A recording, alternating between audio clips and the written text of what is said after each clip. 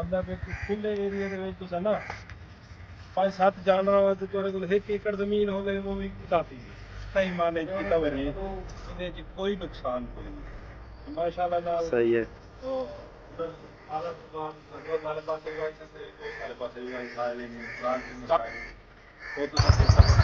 अस्सलाम वालेकुम जनाब, क्या हाल है जनाब। आज मुल्तान की मिठास की एक बड़ी वीडियो तो आपको दसूँ, एक बड़ी मिठास दसूँ साढ़े देहात के कल्चर की एक तो आपको ठंडक दूँ, एक तो आपको मिठास दूँ, एक तो आपको खुशबू दूँ।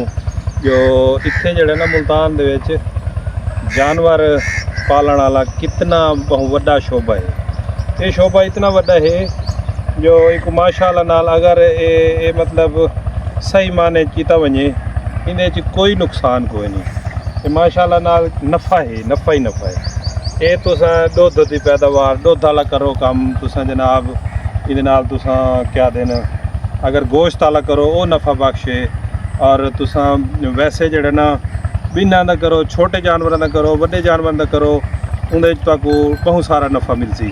ये जड़ा ना माशाअल्लाह ये जड़ा हलाल जानवर है ना इहदे च आखदे बड़ी बरकत है। ये बहुत बरकत वाला जानवर है। ये तुहानू मतलब असां तो इहदे नाल मतलब बहुत याराना होंदा साडा इन्हां नाल। ये सारे असां इवें पले ने जिवें साडी औलाद होवे। और ये भी साडा उवें ख्याल करे ने साडे मतलब एक तो फाइनैंशियली तौर ते उत्ते ते दूजा जड़ा ना बाकी लिहाज नाल भी। और ये गाय पालो तुहाडी मर्जी, भेड़ बकरियां पालो तुहाडी मर्जी, उहदे तो बाद तुसां मंझी पालो तुहाडी मर्जी। उहदे तो बाद जड़ा ना ये मतलब साडे जड़े मुल्तान दी जरखेज़ मिट्टी है ना इहदे विच हर फसल थींदी है। घास को गिन के ते जनाब जो जहान दी फसल है। हाँ एक मौसमियाती वो एक बई गाल है बई ते असां सेब ला दूँ ते जनाब असां ला दूँ बेदाम ला दूँ थीवण को तो थी वैसी, लेकिन ये भी को जो टैंपरेचर चाहिए या जो को माहौल चाहिए वो इतने साजगार कोई नहीं। तो बाकी ये गिनो मतलब एक खुले एरिया के ना 5-7 जानवर वास्ते तुहाडे कोल 1 एकड़ ज़मीन होवे वो भी काफ़ी है। तो हुण मेरे को मैं इवें थोड़े जे पैमाने के उत्ते जो ना अपने सिलसिला किया होया ते अल्लाह इहदे बरकत पावे। मतलब थोड़े पैमाने के उत्ते 5-7 जानवर हैं पे उन्होंने उत्ते इन्वेस्ट किया होया ते माशाअल्लाह नाल दुध वाले भी हैं, दूधे भी हैं ते गाय भी हैं, मंझी भी हैं। हुण मेरी कोशिश है बई इहदे विच जिहड़ा ना कुछ भेड़ पा के नूं कुछ बकरे पा के नूं ये जिहड़ा ना गाय बगाए तुसां जिहड़ा ना जिहड़े देहात दे या शहर दे लोग भी वे तुसां देहात च इन्वेस्ट कर सकदे वे। और मुल्तान दे नेड़े नेड़े तुसां ये बहुत आइडियल जगह हैं पईयां जिथे तुसां इन्वेस्ट करो और उत्थे तुसां अपना सैकेंड टाइम वास्ते तुसां इंजॉयमेंट ही है।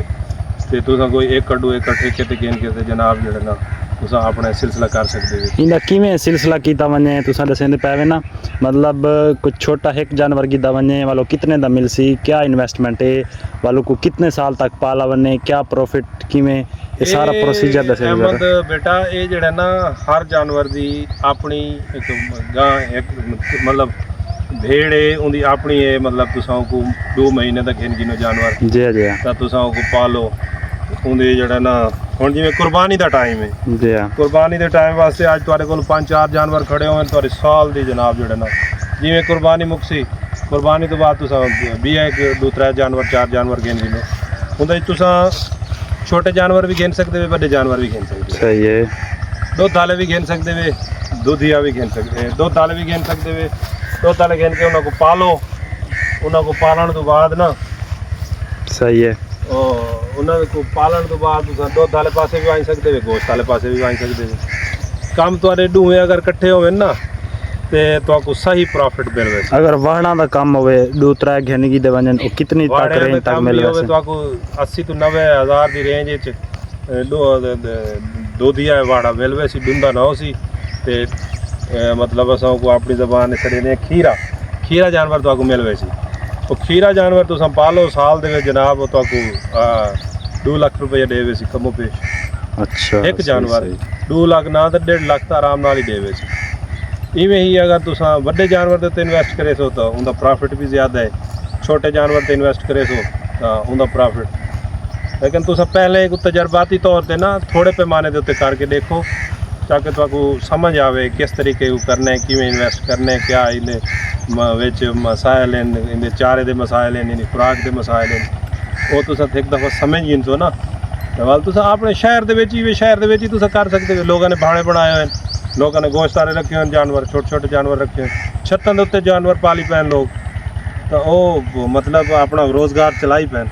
देखो जेड़ा हुण इस टाइम है ना इस टाइम तुसा एक चीज़ दे उत्ते एक आमद दे उत्ते तुसा नहीं रह सकते इंडिपेंडेंट नहीं चार पांच वसाइल होवन दो त्रै वसाइल तो लाजमी होवन ये एक ऐसा जरिया है इन्हें इंजॉयमेंट है ये जनाब जो है ना तुहाडे वो इन्वेस्टमेंट है बचत है और सब तो वड्डी गाल है तो खालिस दुध मिलता है खालिस दुध दे विच तुहाडे कोलों मैं भी अगर ज़्यादा दुध है तुसा घी बना सकते हो दही बेच सकते हो घी बेच सकते हो तुसा मतलब कि एक अगर तुसा अग्गा इन्वेस्ट शहर च आप सेल करो ज़्यादा तो आपको प्रॉफिट मिल सकता है। देख सो क्या तो किस हिसाब की सारी वीडियो लगी है इन्हें सब्सक्राइब करे सो लाइक करे सो शेयर करे सो मेहरबानी शुक्रिया अस्सलाम वालेकुम।